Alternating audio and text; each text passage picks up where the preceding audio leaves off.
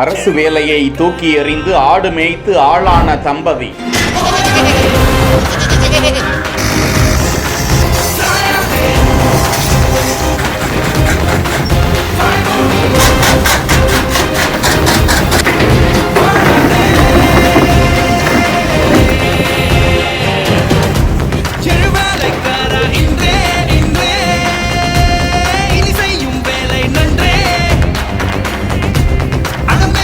Union ஆஃபீஸில் work பண்ணிட்டு இருந்தார்.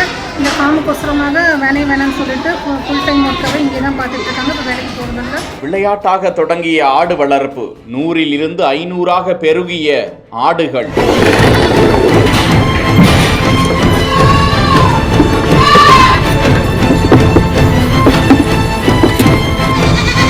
லட்சத்திலிருந்து கோடி கணக்கில் டர்ன் ஓவர். முதல் 100 ஆடு வாங்கி விளையாட்டு வாக்கில் ஆரம்பித்தேன். கவர்மெண்ட் கொடுத்த சப்சிடியை ஃபாலோ பண்ணி அது இப்போ என்கிட்ட 13,500 ஸ்கொயர் ஃபீட்டில் நான் ஷெட்டு போட்டு கிட்டத்தட்ட 800 தாயாடு வளர்க்குற அளவுக்கு கெப்பாசிட்டி இருக்குது. இருந்தாலும் நான் 500 தாயாடு வளர்த்துக்கிட்டு இருக்கேன். திருச்சியில் ஆடு வளர்ப்பில் பிரித்து மேயும் பிஸ்னஸ். திட்டமிடலுடன் செயல்பட்டதால் லைஃபில் சக்சஸ், வருமானத்தில் சிக்ஸர். காலையில் 9 மணிக்கு வந்தோடனே ஸ்டார்ட் பண்ணுறது. மொதல் வேலை சின்ன குட்டிங்களுக்கு பால் ஊட்டுவோம். அதுக்கு அடுத்த பேட்ச் குட்டி 2வது தரம் குட்டிக்கு அது ஆகிட்ட இருந்து போடு பால் போடுறதுக்கு போடு பால் போடுவோம். டப்பா பால் குடிக்கிறதும் குடிக்குங்க. ஆகிட்டையும் கொடுப்போம்.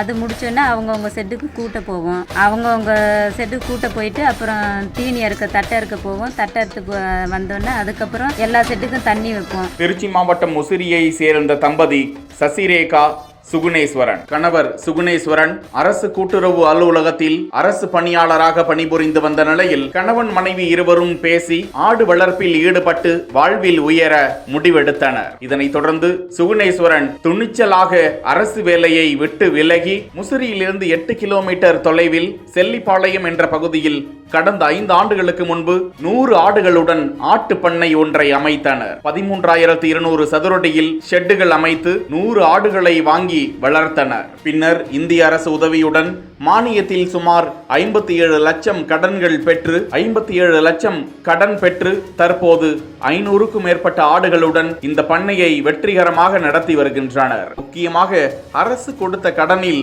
300 ஆடுகள் வளர்க்க முடியும் என்ற நிலையில் அவர்கள் திறமையாக செயல்பட்டு 500 ஆடுகளை வளர்த்து வருகிறார்களாம். பராமரிக்கும் இடத்தில் ஷெட்டு பட்டிகளில் தாய், குட்டி, இளம் மற்றும் கிடாய்கள் என அனைத்திற்கும் தேவையான சுகாதாரம், புல், கடலை தோல் மற்றும் ஆரோக்கியமான இயற்கை உணவுகள் தகுந்த இடைவெளி விட்டு மாலை 6 மணி வரை அதற்கு கொடுக்கப்படுவதாகவும், தேவையான மருத்துவம், முக்கியமாக சுகாதாரம் உள்ளிட்டவற்றை நேரத்திற்கு செய்து வருவதால் வெற்றிகரமாக வருமானம் ஈட்டி வருவதாக கூறும் அந்த தம்பதிக்கு வாழ்த்துக்கள் குவிந்து வருகின்றன.